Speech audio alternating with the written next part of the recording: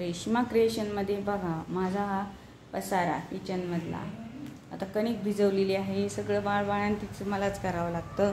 इकडे पहा पसारा, भांडी ठेवलेली आहेत, बऱ्यापैकी भांडी आहेत. हा सगळा पसारा आहे. आता नंतर मी सावकाश आवरणार.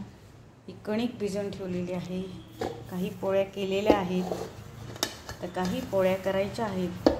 बरं ती ब्लॉक नाही टाकला मी, कारण का तर बाळ बाळंतीण होती आणि मला टाईमच नव्हता. आता बाळ महिन्याचं होत आलेलं आहे, 21 तारखेला ते महिन्याचं होईल.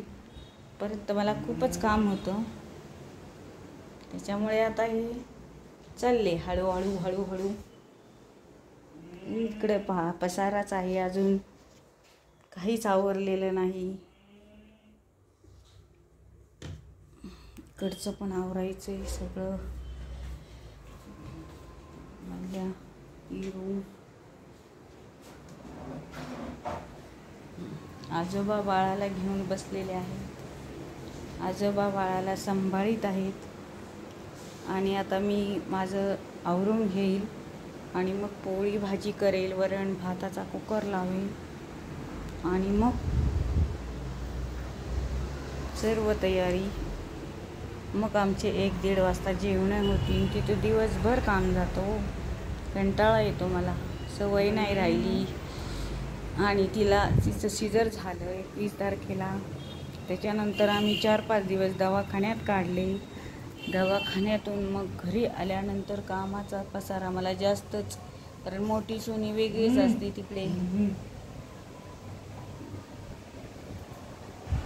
वेगळीच असते आणि त्यामुळे मी माझ्यावरच पडते सगळे.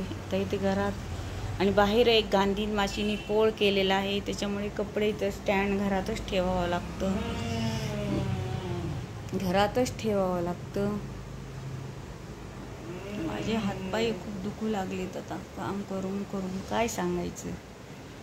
कंटाळा येतो, फार सवय नाही राहिली आणि त्याच्यामुळे कंटाळा येतो. आता एवढी मोठी कणिक भिजवलेली आहे, पोळ्या लाटायच्या. तू बरं करणं म्हणजे हातपाय दुखतात खूप माझे. आता काय करायचं, करावं तर लागतंच, विल्हेवारीचं तर करावंच लागतं सगळं. ते वातावरण, आभाळ बघा कसं झालेलं आहे. आभाळ आता एकदमच फुल आभाळ आलेलं आहे. तुमच्या तिकडे वातावरण कसं आहे तुम्ही? ते एकदमच कपडे बिपडे आमचे. आणि तुम्हाला दाखवते, गांधी माशीने मोठे पोळ केलेला आहे या कोपऱ्याला. ह्यो खूपच गांधी माशा आहेत, ते कपड्यात बसतात, भीती वाटते एकदम. इकडे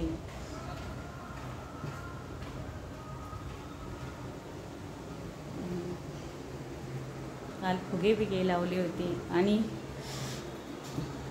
हे रांगोळी काढलेली आहे छोटीशी दारात. पसारा चप्पल काय करायचं, सगळा राडाची आवरता करता. तर आता 11:45ला माझा नाश्ता, गोळ्या होतील आणि त्याच्यानंतर मग स्वयंपाकाला सुरुवात होईल. बाळाला नाव घालायचं, बाळाला नाव घातल्यावर मग स्वयंपाकाला सुरुवात करायची. Bye bye.